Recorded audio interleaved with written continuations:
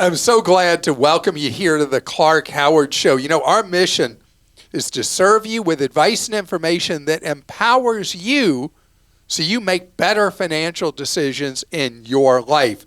I want to remind you that our growing and dynamic community at clark.com/community is there for you. It's a place for you to share information with your fellow Clarkies. And I've been reading a lot lately about what is involved in you making progress in your goals for retirement. And people have been talking about that in the community as well.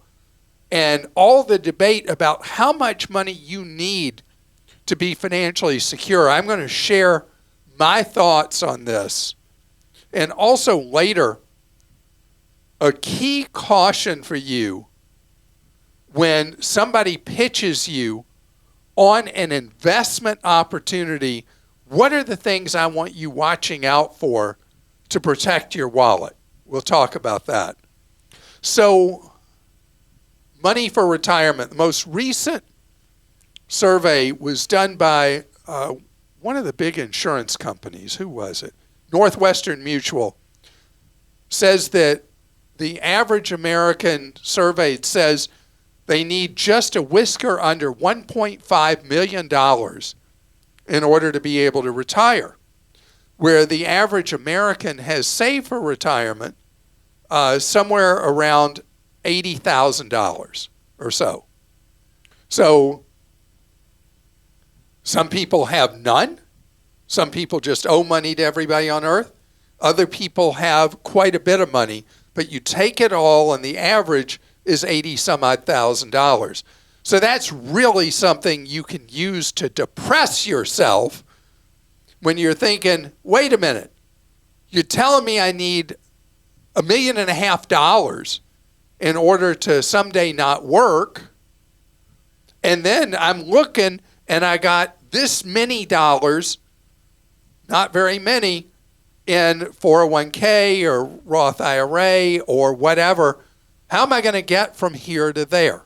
Okay, so you can use this to discourage yourself, to depress yourself. But I want you to look at both sides of this equation. Most people who successfully retire don't have anywhere near $1.5 million. They're able to supplement what they get from Social Security and whatever else they might have, any little pension they have from somewhere, if they have one, whatever it is, they're able to supplement with some money every month, either by working a little part-time or by having a lot less money than the $1.5 million people are talking about and being able to retire. There's a guy you've heard on our podcast, Wes Moss, who says, based on his research, that upper middle class couples can actually retire when they have somewhere around $750,000 or so. Used to be 500, but inflation has affected them. That's for upper middle class.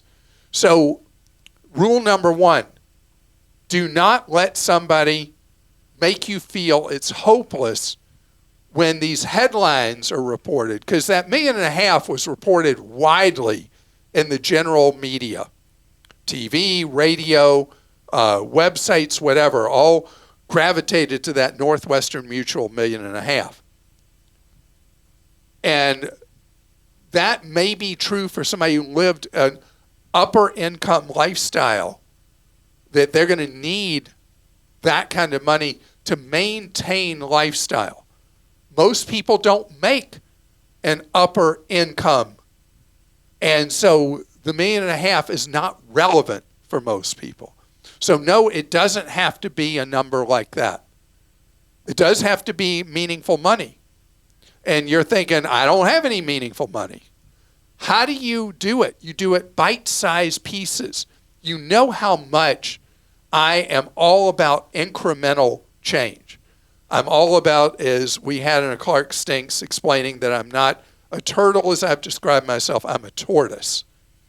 that I run so slowly that my daughter will come next to me, my middle child, and she'll be doing speed walking, laughing at me, going past me while I'm jogging.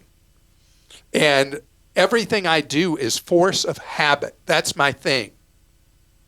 And with money, habits can be good or bad, but good habits build on themselves and make a difference. So if you're sitting here right now and you're not close to where you need to be with saving for the future, I don't care what age you are, you're not close, today's the day you start.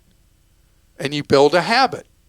And you start putting a set amount of money, whatever it is, into a Roth IRA for yourself. Or if you've been ignoring a retirement plan at work, you start contributing a small amount of your paycheck every pay period to it. And you stay at that amount and realize, oh, I can still do what I need to do. And then you step it up. I like every 6 months, you step it up. You build that habit. You don't try to do too much at once. It's like somebody who's been a couch potato and they suddenly get motivated and they go to the gym and basically do too much and they're like, that was a bad idea. And they never go back to the gym. You build up habits, and money is the same thing. So the goal is to create some amount of financial independence in the future. If it's a very specific time you have in mind, you work towards that. It's like trying to go somewhere without knowing the roads. You set a plan and you build towards it and you can make it happen. I promise, I've seen it again and again, and I want you to make that difference in your own life and ignore all those scare lines that say, well, you might as well just give up because it's never going to happen. That's not how it really works in life. And we do have an article on Clark.com called How to Start Investing. There's 10 steps there, so I think that's a good one if anyone wants a reference. Here are some questions. Don in Wisconsin said, you mentioned on a recent show how the U.S. savings rate, 3%, was awful, especially compared to some other countries that are as high as 20%. High as 30. My question is, how is that rate calculated? I get it if I put $100 in the bank after each paycheck, I saved X% of my salary. But what if I use it to prepay some of my mortgage? Is that considered savings? Also, would a rise in investments be considered savings? That's a great question, how it all comes out in the mix. You can have some statistical anomalies because the people who do different things to live on less than what they make. The aggregate, when you take everybody, is you take $100 earned net of tax, and the average person consumes 97 of those dollars. So $3 is diverted into investment, savings, or other things not spent. So what you're looking at is the amount that people do not spend as the ultimate percent. And that's how it shakes out. An individual situation, if you are doing different things to live on less than what you make, then that's the amount of money that is your net effective savings rate. So if you take your net check and instead of spending, you're putting additional money towards principal on your mortgage, which you should only do if your mortgage rate's a high rate, by the way. Or you're putting money into a savings account, or you're putting money into a Roth IRA, like I was mentioning a minute ago. Different things you do that are savings, investment, non-consumptive activities, that is your personal savings rate, and that's the one that really matters. The truth is, in order to have financial security through your lifetime, I've always encouraged you to live on 90 cents of every dollar. You save a dime of every dollar you make. Now, mathematically, to have a clear path towards financial security through a full lifetime, including when you stop working in retirement, a lot of the economic models say to really, really, really ensure being on easy street, you need to save 15 cents over time. But again, that would be a reach goal for you if you're saving a whole lot less. If you're saving that and more, I've always been an obsessive saver. And I don't dwell on that because I don't want to make it seem like, oh, well, that's the only way you end up great, because I historically have saved 50% or more of what I've made from when I was 21 years old. And that's just the way my mentality is I've always lived way below my means, 50%. That's extraordinarily extreme. And that's not an example that anybody needs to grab hold of. Karen in Georgia says, I signed up for debt consolidation with a legal company in September. Good. My debt total was a little over $21,000. I was told it would be resolved in 60 to 90 days, and that was several months ago. 6 months later, it is not resolved. I believe they sold the debt to another company, and my file was lost in the acquisition because now when I call, they answer the phone with the new company name. They were debiting my account every month for $380.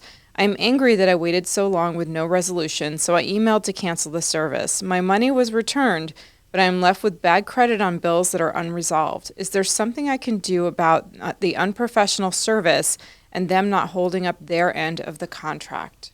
Karen, I am so frustrated this happened to you. And let me tell you, this is a common problem, especially right now with credit delinquencies and defaults rising, and the amount of debt that many people are carrying is at record high levels right now.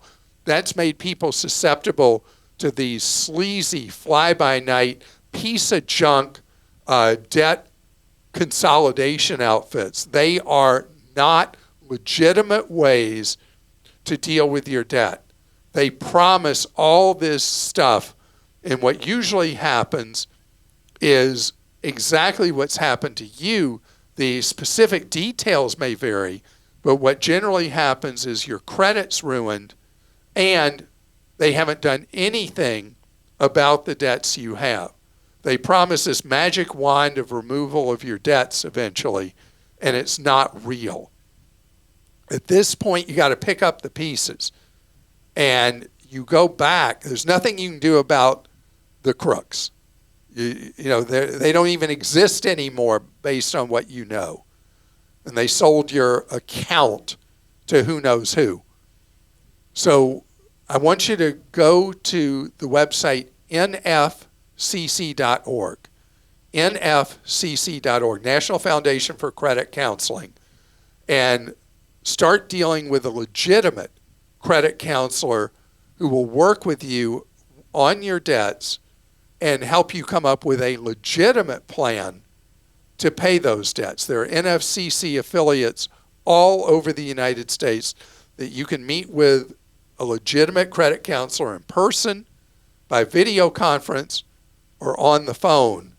And I want you to get their help to get back on track. And I'd love to hear back from you later how you're doing. This is from Jean in Georgia. My husband and I are not high-income earners. I'm a school librarian, and he's a maintenance manager. Nor are we great savers, but I heard you talk about 529 accounts and opened one when my daughter started first grade, putting in $50 a month. We gradually increased when we could, and we're lucky to also receive gift contributions from relatives. I'm happy to report that she'll be starting at a public college in Georgia this fall with the Georgia Hope Scholarship and just over $40K in her 529. Thank you, thank you, thank you for all the valuable advice.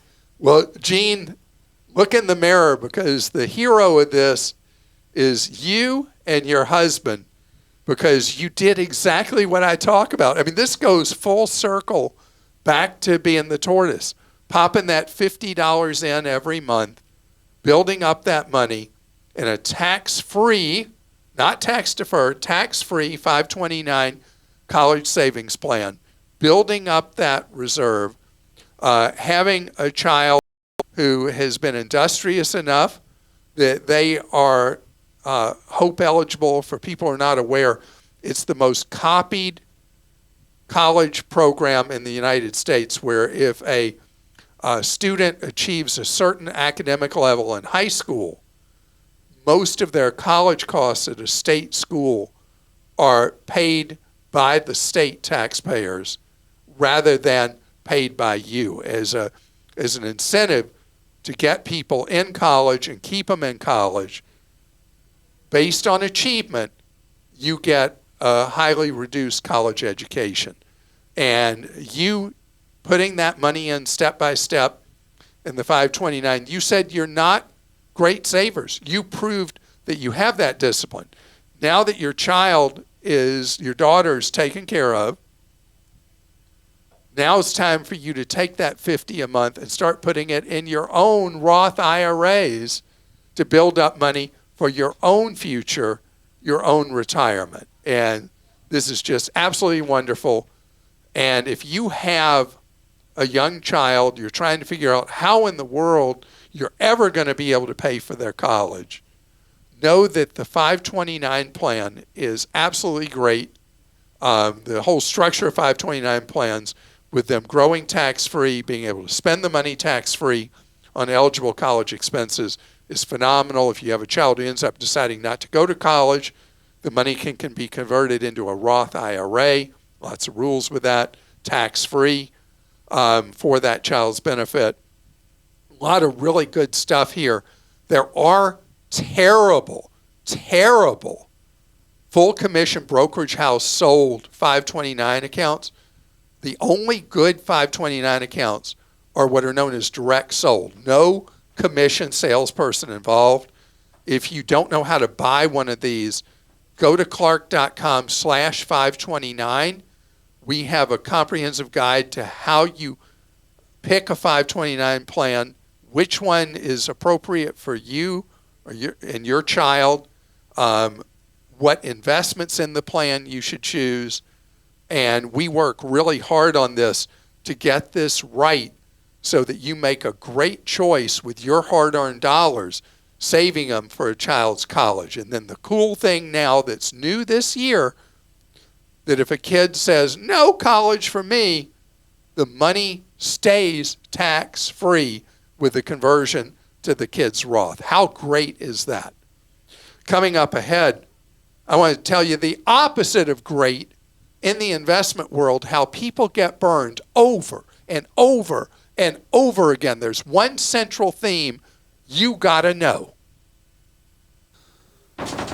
There's a continuous theme that runs through a problem I have seen happen to you over the decades that's been really nonstop for 37 years.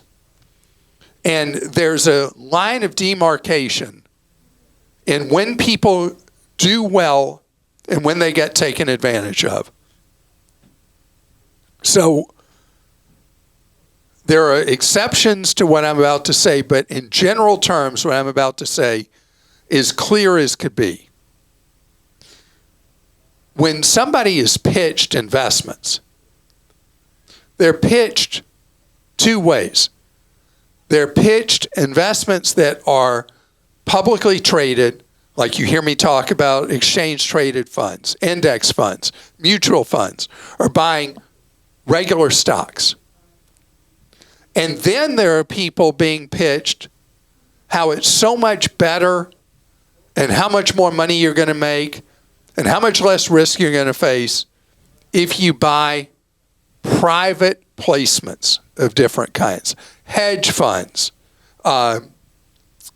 You buy into partnerships. We've heard it over and over again all through the years about how people are going to make so much more money or have lower risk or whatever, staying away from traditional stock type or bond type investments that you can buy and sell at will, that there's a clear published price every day, that you can buy commission free, that you can sell commission free, and the money is available as you need, versus people being pitched, hey, do I have an opportunity for you? The problem in this area is not necessarily scams, although scams are very common. There are allegations right now against one. The perpetrator of this one fled the United States and is now a defendant back in the United States. The guy had something he called the Cheetah Fund, which was supposedly a hedge fund you were buying into, and promoted and promised that the return on it would be 73%. You would earn a 73% return on your money. And people were like, I love this. I'm going in this. Company sounded like any other financial firm. And what did he do with the money, allegedly? Well, took millions for himself directly, and then used the money to travel allegedly all over the world and pay his credit card bills, everything. Were there investments? Apparently not. It was a classic Ponzi scheme, apparently. The courts will ultimately decide if the defendant was running just a con game. The allegations look pretty serious, and already 90% of the money seems to be gone.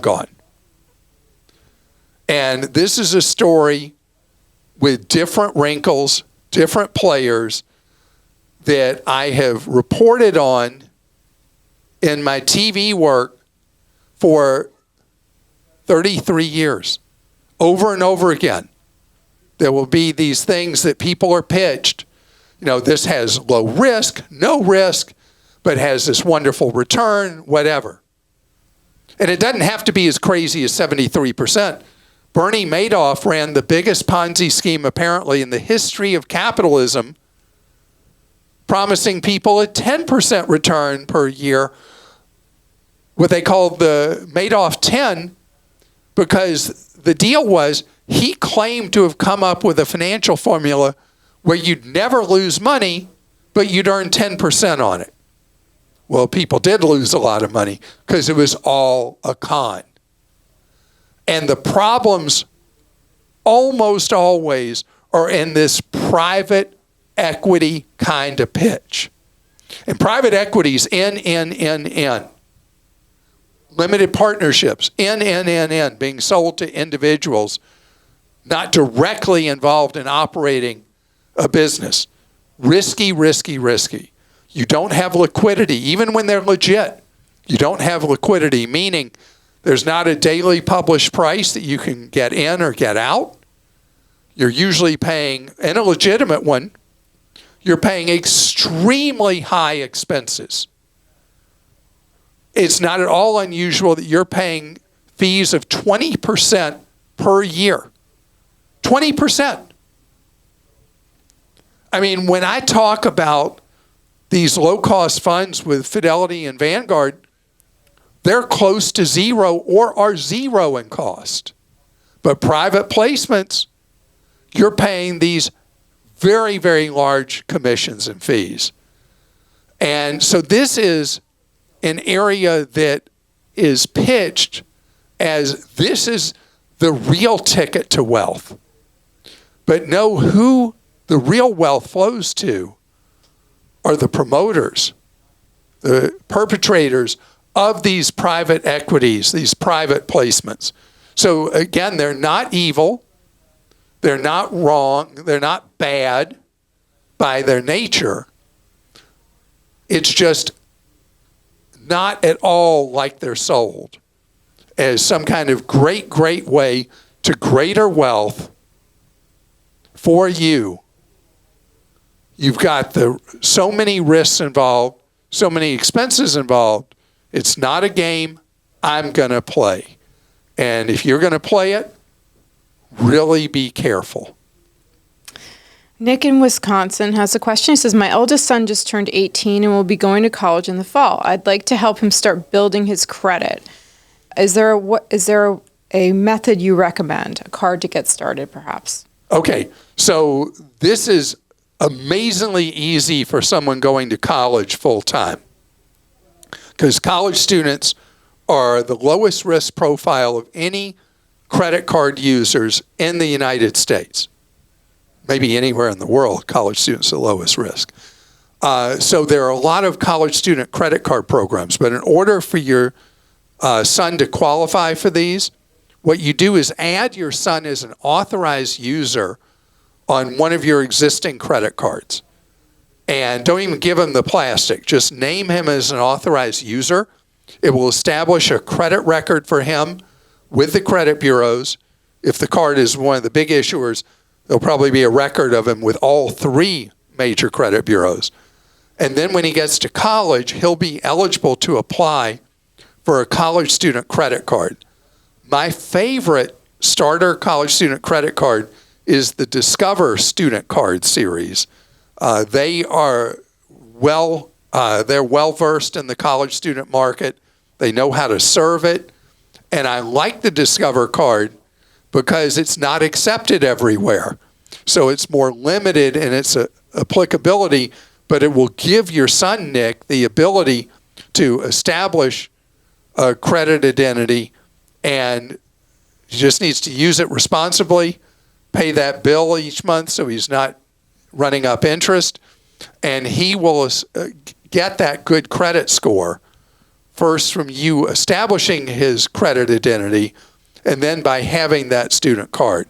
All the big issuers have student cards, and the larger credit unions also have student credit card programs. But he needs to be established first, which you make happen by making him an authorized user, piggybacking on your good credit. All right. Jennifer in Wisconsin says, I used to travel a lot with friends when I was college aged, but now I'm 40 and married, and my husband has no interest in traveling. Because of this, I've traveled... He's not interested in traveling. Because of this, I've traveled very little in the last 15 years or so, and I'm not happy with that moving forward. Where would you advise a woman traveling alone to go to in the U.S.? I don't want to rent any cars, so somewhere safe for a woman and with decent public transportation. I want to start traveling again, but I feel like I don't know where to start. Thanks. So, I mean, what you just described, to get you out there and doing things, big cities that are safer than the headlines would be where to go. It's funny about this thing. It's very easy. Anybody could end up married to someone who travel is just a big bother to. I was talking with a friend just the other day who hates travel and cannot understand at all why my wife and I love to travel so much. It's just not her thing. And so the fact, Jennifer, that your husband doesn't enjoy it means you can have the experience. I mean, you're in Wisconsin. I don't know how much you've gone to Chicago. Chicago, with all the headlines about all the terrible crime problems and murders and all that, those are in very small, concentrated areas of Chicago. Chicago is a great city to get around on public transit and enjoy the nicer areas of the city. And you can even get around in Chicago in some of the beautiful suburbs because the commuter rail and system is so extensive there. Boston, when the weather gets warmer in another month, because it's not warm enough for me in early June. I need to hit like late June and July. And then Boston, August, I'm thrilled. September is kind of the end because I like that warm weather. Boston has fantastic food, fantastic history, wonderful tourist sites, and great public transportation. And your daughter, you were in Boston long ago in your life. Your daughter's been there the last 3 years. Has she ever, in the area she traveled, felt unsafe in Boston? Not that I'm aware of. She's very, very careful about that stuff. And she always sends us, like, she takes public transportation all the time. She takes the T. And if she takes like an Uber or something, she sends us her ride. Like, she's hyper aware and she'll go with a buddy. But it's a wonderful walking city. I mean, especially after the Big Dig, Boston's awesome. I also want to say there are a lot of solo women traveler groups out there that you could join. You can look online. I mean, there are tour groups as well that take women who want to travel alone on a group tour. So there are those opportunities too. And then I will go visit, like you said, you travel with friends in college. Maybe go see one of those friends and have a reunion. That's a great idea. What other cities? Because I was thinking immediately Washington, D.C. Yeah, D.C. is a good one. Is great. Has so many wonderful areas, absolutely safe areas, great public transportation. And the one that people are surprised by is New York, because New York ends up in the headlines a lot with spectacular crimes that occur. The reality is, if you look at the national crime statistics, New York is one of the safest metro areas in the United States. Has a decrepit but very extensive public transit system that I ride. It's very easy to use. Very easy to use. And just tap your phone. Great stuff to do all the time, great food. So there are lots of places you can go to. San Francisco right now, don't do. San Francisco is going through a bit of a crisis right now. Don't recommend going there at all. But there are lots of places in the United States. And since you're in Wisconsin, I should mention the Canadian big cities are wonderful to go to. There's so many that would be great to go to that are fine and safe and have a lot to do. And the eastern ones like Montreal, Toronto have great public transit. So there's a lot of places you can go that you will really be able to enjoy. But Christa's suggestion of the single women's groups is a great idea too. Carolyn in Georgia says, I've paid one of the major credit bureaus for so long to keep me informed of my credit score, and it just seems like a waste of money. Do I really need it? Yeah, that was theft without a gun. You know, when Equifax, TransUnion, and Experian say, what a deal for you. Subscribe to this and you'll see your score whenever you want. What a rip-off theft. Oh. So, Carolyn, you can that. Get rid of that terrible membership. And know that if you have credit cards, routinely now, credit cards, if you sign into the website, go to their app, whatever, on your monthly statement, it's very common. This all started, it's full circle. I mentioned Discover earlier.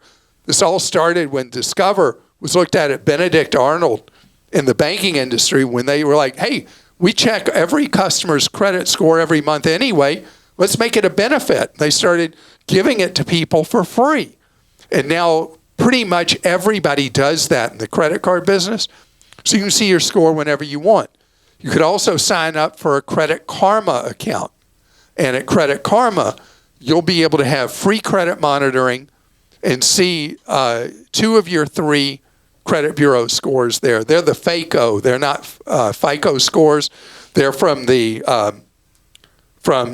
cartel of the 3 credit bureaus called Vantage. So lenders generally don't use Vantage scores, but they give you a good indication of your credit score. And Credit Karma is free. What they use is your information to try to pitch stuff to you at Credit Karma. I deal with that invasion of privacy because the up-to-the-minute information from Credit Karma I find so useful. But if you don't want to do that, at least you'll have access to your credit scores whenever you want them at most any of your credit card accounts. And thank you so much for joining us today. We've got great stuff in store for you tomorrow because tomorrow... Clark Stinks, baby. That's right. Where you get to hear how I messed up in advice, information, or guidance, in your opinion. And Christa will read those on the podcast tomorrow, and I learn from them. You learn from them. We all grow with knowledge from each other. Nobody's the last word. Nobody knows every answer in life. We are mere mortals, and I find that I grow as a person from Clark Stinks, and it is my favorite podcast each week. So see you tomorrow. Remember what we're about. Save more. Spend less and avoid getting ripped off.